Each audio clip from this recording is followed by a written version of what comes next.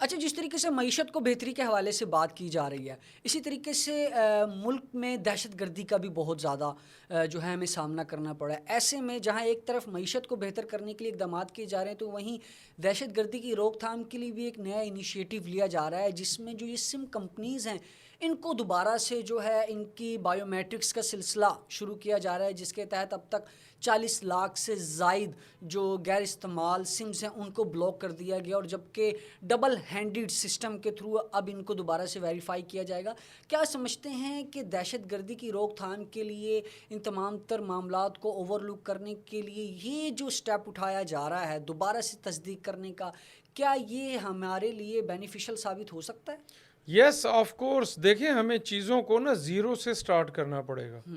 ہمیں تمام بنیادی معاملات جو پاکستان میں امن و امان کے خودکش دھماکوں کا ذریعہ ہیں، ہمیں ان کو جڑ سے اکھاڑنا پڑے گا۔ آپ دیکھیں کہ آج سے تقریباً 2-2.5 سال پہلے افواج پاکستان نے جو پاکستان کے قبائلی علاقہ جات تھے،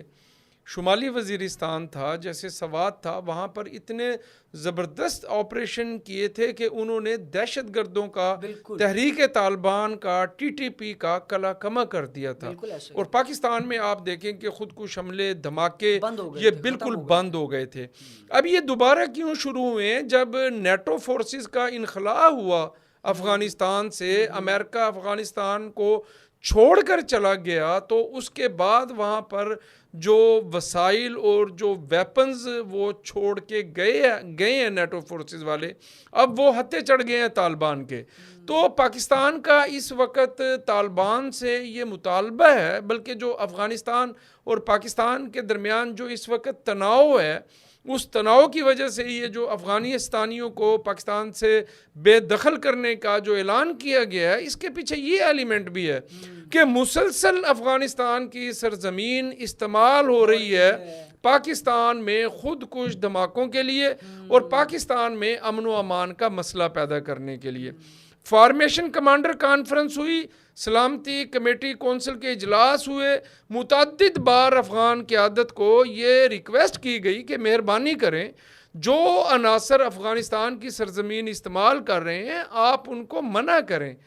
آپ کی وہ زمین استعمال کر رہے ہیں، یہ آپ کا حق ہے کہ آپ ان کو سمجھائیں، ان کو جس طریقے سے بھی آپ کنونس کریں کہ وہ پاکستان کے اندر جو ہے جو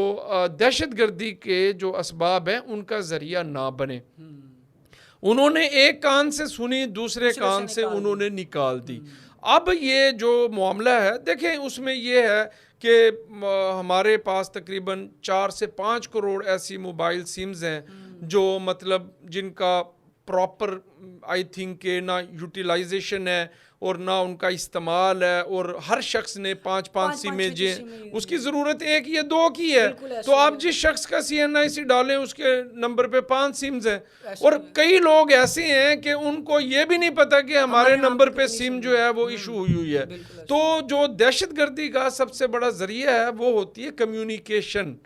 آپس میں رابطے۔ جب ہم ان رابطوں کو ڈسکنیکٹ کر دیں گے، کمزور کر دیں گے، ہم ان رابطوں کو توڑ دیں گے، تو انشاءاللہ تعالیٰ یہ جو دہشت گردی کا مسئلہ دوبارہ سر اٹھا رہا ہے تو انشاءاللہ تعالیٰ اس میں کمی واقع ہو جائے گی۔ اچھا، اس والے ساری صورتحال میں تو سم کمپنیز جس طریقے سے آپ دیکھتے ہیں کہ روڈز کے اوپر جگہ جگہ انہوں نے اب اپنے پوائنٹس بنائے ہیں اور فری میں سمز دے رہے ہیں، تو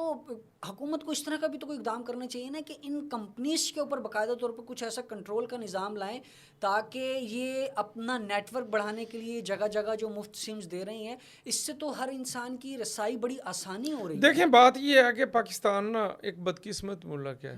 اس ملک کے اندر ہمارے جو ادارے ہیں نا جی، وہ غیر فعال ہیں، اور ایک دن یا ایک ماہ یا ایک سال سے غیر فعال نہیں ہیں، وہ سال ہا سال سے غیر فعال ہیں۔ ہماری بیوروکریسی جو ہے وہ اپنی ذمہ داریاں پوری کرنے میں ہمیشہ سے ناکام رہی ہے۔ دیکھیں اب یہ سب سے بڑی ذمہ داری یہ ہے کہ جو موبائل کمپنی سم جاری کرتی ہے اس کو پوری انویسٹیگیشن کے ذریعے، میں تو یہاں تک کہتا ہوں کہ جب آپ کسی یوزر کو سم ایشو کرنی ہو، سب سے پہلے جو متعلقہ پولیس اسٹیشن ہے وہاں جس اطلاع تھانے کی حدود بہت میں بڑا point وہ آپ نے note رہتا کیا ہے وہاں سے اس کا NOC لیا جائے، لیا جائے. ٹھیک ہے، وہ کب سے یہاں پہ رہ رہا ہے، اس کے نام پہ کون سی پراپرٹی ہے، وہ کیا کرتا ہے، وہ ملازمت کرتا ہے، وہ اپنا کاروبار کرتا ہے، اس کی سرگرمیاں کیا ہیں. تو بات یہ ہے کہ جب پاکستانی نوجوان دنیا کے دوسرے ممالک میں جاتا ہے، پاکستانی لوگ دبئی ابو ظہبی جاتے ہیں تو ان کو 1 سال لگ جاتا ہے ڈرائیونگ لائسنس حاصل کر، وہ کئی دفعہ ناکام ہوتے ہیں اور پھر ان کا ٹیسٹ ہوتا ہے تو پھر کہیں جا کے وہ کہتے ہیں کہ یورپ کے اندر جو ہے سب سے مشکل ترین کام جو ہے وہ ڈرائیونگ لائسنس حاصل کرنا. آپ پاکستان میں جائیں میرا خیال 5 منٹ میں آپ لائسنس لے لیتے ہیں، ٹھیک ہے. اسی طرح آپ سم لے لیتے ہیں، اسی طرح آپ جو ہے CNIC اور پاسپورٹ بنوا لیتے ہیں. یہ 5 کام بہت اشد ضروری ہیں. سب سے پہلے جو CNIC ہے ان تمام کروڑوں پاکستانیوں کے CNIC ویریفائی کیے جائیں دوبارہ سے، پھر ان کے پاسپورٹ ویریفائی کیے جائیں، پھر اس کے بعد جو ہے یہ جو سمز کا اجرا ہے اس معاملے کو دوبارہ دیکھا جائے. ان تمام چیزوں کو فلٹر کرنے کی ڈرائیونگ لائسنس بھی جو ہے وہ دیکھے جائیں. اب آپ دبئی کے اندر آپ 1 منٹ بھی ود آؤٹ لائسنس جو ہے گاڑی ڈرائیو کرنے کا آپ جو ہے سوچ بھی نہیں سکتے اور آپ کو فوراً ڈیپورٹ کر دیا جاتا ہے. سسٹم کا نیٹ ورک کتنا اسٹرانگ ہے. سسٹم آپ دبئی ایئرپورٹ پہ اتریں وہ آئی اسکیننگ کے ذریعے جو ہے وہ آپ کا پورا بایو ڈیٹا آپ کا. تو جب تک یہ بنیادی چیزوں پر ہم کام نہیں کریں گے، چیزوں کو فلٹر نہیں کریں گے، ہم گند اور اچھائی کو جو ہے وہ سیپریٹ نہیں کریں گے، تو میرا خیال یہ ہے کہ اگر ہم یہ کر لیں تو ہمیں آگے بڑھنے کے جو ہمارے معاملات ہیں وہ آسان ہو جائیں گے. بالکل ہمیں ضرورت اس وقت اس عمر کی ہے کہ یقیناً ہمیں اپنے نیٹ ورکنگ سسٹم کو مزید بہتر کرنا چاہیے. واقعی اگر ہم نے دہشت گردی پر کنٹرول کرنا ہے تو